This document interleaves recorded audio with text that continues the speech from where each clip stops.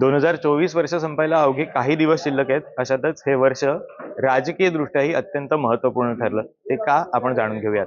लोकसभा निवडणुकांपूर्वी भाजपनं 400 पारचा नारा दिला होता. अशातच विश्लेषकांनाही बीजेपी हा आकडा पार करेल असा विश्वास होता.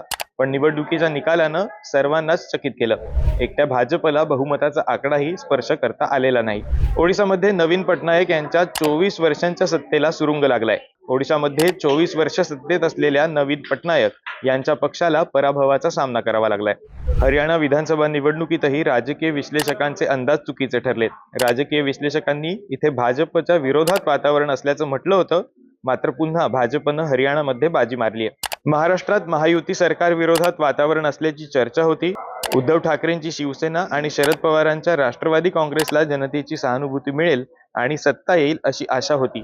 मात्र विधानसभा निवडणुकीत महाविकास आघाडीला दारुण पराभवाला सामोरं जावं लागलं.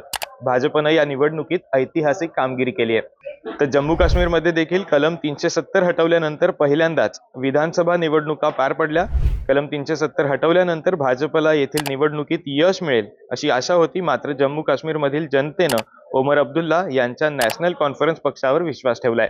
तर हे होते 2024 मधले देशाच्या राजकारणातील अत्यंत अनपेक्षित निकाल, ज्याची दीर्घकाळापर्यंत चर्चा होत राहील.